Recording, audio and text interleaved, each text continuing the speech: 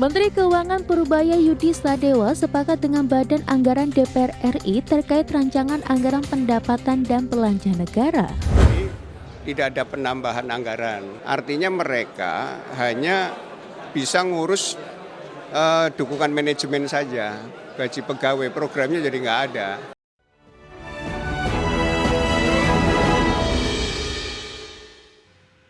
Kembali bersama kami di Prime Market Highlights, pemirsa. DPR RI dan pemerintah sepakat untuk tahun 2026 penerimaan negara ditargetkan mencapai 3.153,6 triliun rupiah. Ya, target ini tercatat naik 5,9 triliun rupiah dari rancangan awal pemerintah. Menteri Keuangan Purbaya Yudi Sadewa sepakat dengan Badan Anggaran DPR RI terkait rancangan anggaran pendapatan dan belanja negara. Dalam RAPBN tahun 2026, DPR dan pemerintah sepakat penambahan anggaran transfer ke daerah atau TKD sebesar 43 triliun rupiah yang awalnya 649,995 triliun rupiah dalam RAPBN 2026 menjadi 692,995 triliun rupiah. Sementara itu untuk pos anggaran belanja pemerintah juga naik 13,2 triliun rupiah dari awalnya 3.786,5 triliun rupiah menjadi 3.842 triliun rupiah. Sementara itu target pendapatan negara juga bertambah dari yang awalnya dirancang sebesar 3.147,7 triliun rupiah menjadi 3.153,6 triliun rupiah atau naik 5,9 triliun rupiah.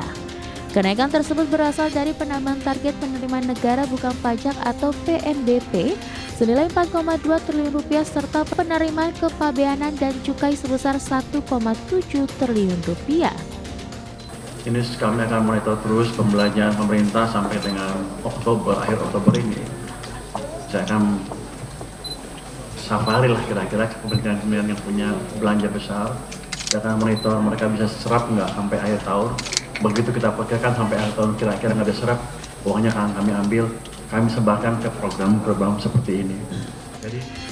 Di sisi lain, Menteri Keuangan Purbaya juga mengevaluasi belanja kementerian dan lembaga yang tidak terserap untuk dapat dialihkan ke program langsung bagi masyarakat. Dari Jakarta, Raharjo Patmo, IDEX Channel. Sementara itu pemirsa, Komisi 2 DPR RI meminta pemerintah untuk mencari sumber penerimaan negara selain dari sektor perpajakan. Anggota Komisi 2 DPR RI Wahyudin Nur Ali berharap pemerintah melakukan inovasi dalam menarik penerimaan negara bukan hanya mengandalkan sektor perpajakan. Terlebih lagi menarik pendapatan rakyat dengan menaikkan pajak dinilai sebagai langkah yang beresiko tinggi. Untuk itu Wahyudin berharap pemerintah harus mencari celah pendapatan lain selain sektor perpajakan. Ini tidak ada penambahan anggaran, artinya mereka hanya bisa ngurus dukungan manajemen saja, gaji pegawai, programnya jadi nggak ada. Nah ini yang kami kecewa juga, tapi kebetulan saya juga di Banggar memang sangat memahami postur APBN sekarang. Pendapatan negara ini masih didominan oleh pajak. Gubernur Bank Indonesia Peri Warjio merespons keputusan Menteri Keuangan Purbaya Yudi Sadewa yang memindahkan dana pemerintah 200 triliun rupiah dari BI ke 5 bank umum. Menurut Peri itu adalah langkah yang tepat dan akan semakin memperbesar likuiditas di perbankan untuk menjalankan tugas menyalurkan kredit kepada nasabah. Peri mengatakan BI juga terus berupaya melakukan ekspansi likuiditas. Terakhir BI menerbitkan sekuritas rupiah Bank Indonesia sebesar 217 triliun rupiah. Dengan penerbitan ini maka SRBI yang awalnya sebesar 916 triliun per Januari 2025 naik menjadi 720 triliun pada Agustus 2025. Kami juga menyambut baik Pak Menteri Keuangan memindahkan dana dari Bank Indonesia ke likuiditas perbankan, dan itu pandangan kami adalah memperkuat injeksi likuiditas yang kami sudah lakukan. Seperti tadi kami sudah injeksi likuiditas, SRBI turun 200 triliun, ya, pembelian SBN 217.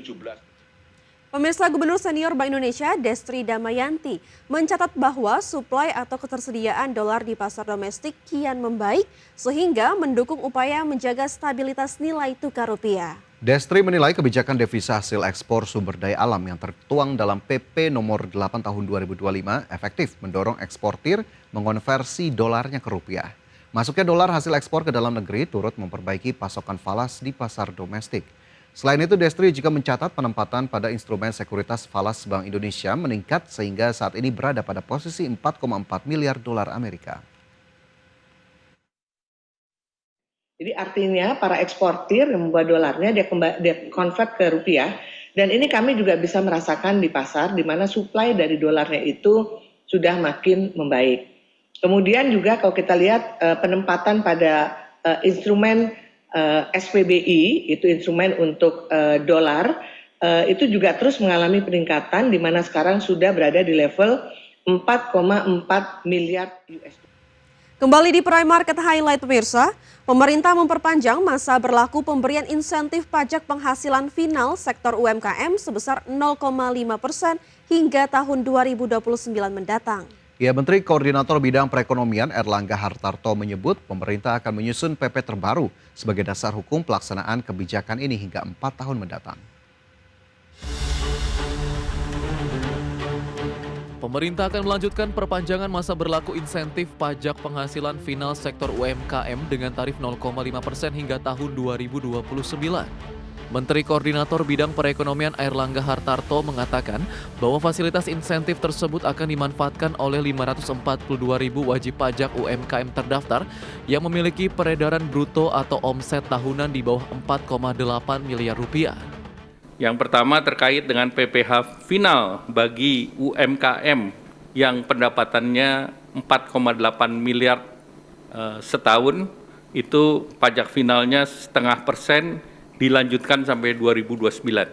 Jadi tidak kita perpanjang satu tahun, tetapi diberikan kepastian sampai dengan 2029. Kemudian tahun 2025 alokasinya sudah 2 triliun. Kemudian wajib pajak yang terdaftar sudah 542.000, ini dari Kementerian Keuangan. Sebelumnya pemberian fasilitas pajak bagi UMKM diatur dalam PP nomor 23 tahun 2018 yang diperbarui dengan PP nomor 55 tahun 2022. Dalam regulasi itu disebutkan bahwa UMKM dengan omset bruto di bawah 4,8 miliar rupiah setahun dapat menggunakan tarif PPh final UMKM sebesar 0,5% dari penghasilan bruto dengan masa berlaku kebijakan selama 3 hingga 7 tahun sejak tahun 2018. Oleh sebab itu, pemerintah menyatakan perlu merevisi PP tersebut untuk dapat memperpanjang fasilitas pajak itu sampai dengan 4 tahun ke depan. Jakarta, Tim Liputan IDX Channel.